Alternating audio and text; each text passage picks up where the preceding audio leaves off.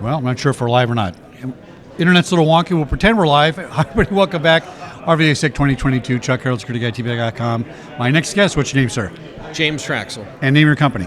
SafeBreach. Now, I'm sure people have told you this before, but SafeBreach is a oxymoron. Correct. Right? That is the very first thing people notice when they walk by. So I'm intrigued because I'm guessing what you do is we're all going to get breached. Let's not parse that. It's going to happen. You're making it a safer process. You're being honest about it, if you ask me. Tell us what you guys do. Yeah, so we're in what's known as the breach and attack simulation market, and what we do is allow you to simulate the attacks that hackers would use against your security controls. Oh, interesting. So tell us how that works. I was a policeman. It sounds like shoot, don't shoot, right? Well, yeah, it could be that way. So primarily what we do is we actually deploy simulators in your environment. Okay. And then we have a management console that will attack those security controls. And so now, how is that different than red team, blue teams? It sounds different. So we're actually in the purple team. Okay. So it's a combination of both. All right. So blue teams will like us because they will allow them to increase the efficacy of their security controls. Right. And the red teams like us because we can automate their process. Oh, interesting. All right. How can I use BAS to augment my red team program? So typical red teams are generally your smartest cybersecurity professionals in your organization. They have the most expert skill set. Okay. And they spend a lot of time coding in Python, right? So anybody that's over at the CTF this afternoon is very familiar with Python and how that works. What we do is we actually build a platform where they can actually point and click and run simulations and scenarios. They can build their own and continuously run those. So week over week, month over month, they can have controls. So why should I align my red team goals with the overall business goals? You know, this is a question people ask all the time. They ask this in physical security as well. They call it ESRM, right? Yep. I was at Fox and Disney, and I had a giant budget, and we did that because in those businesses, you got to perform. Sure. And it's all tied together, right? If I can't protect the movie star, the business can't make a movie. Is this a newer concept in cybersecurity?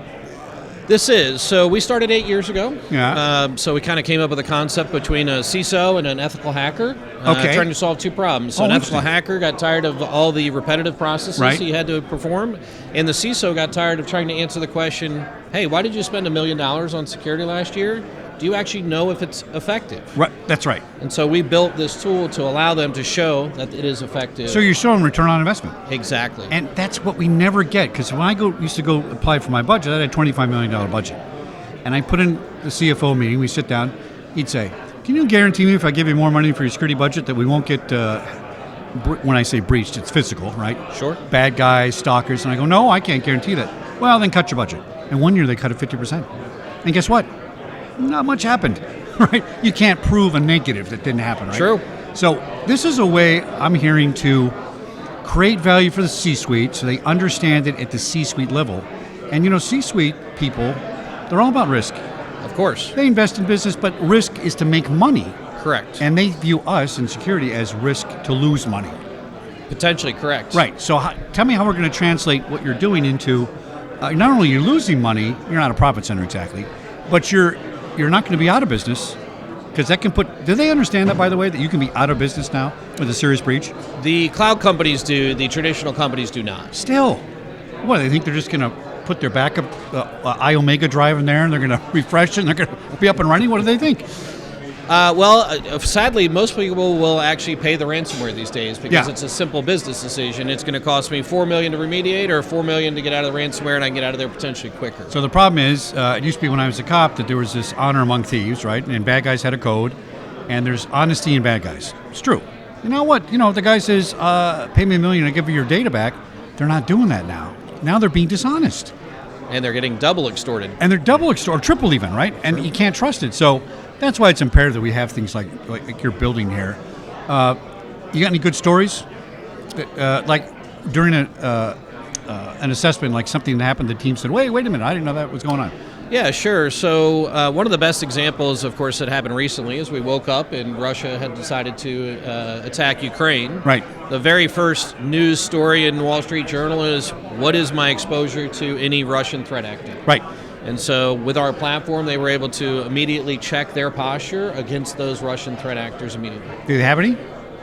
Most people do. Most people do. Interesting. So you hear the rumor mill, then you hear the experts. So I found in the last couple weeks, everything on the internet's wonky. And I travel across the country, and anywhere I go, it's wonky.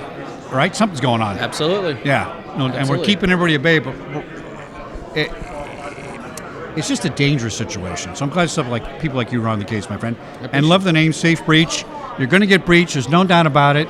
Do it safely, do it right way, and use strategy involved here. So thanks for coming on the show, my friend. You're welcome. Let's give it this website one more time. SafeBreach.com. SafeBreach.com. All right, back in a minute here at RVAsec 2022, Richmond, Virginia, SecurityGuideTV.com. All right. Thanks, Thank you. man. Good show. All right. That was good.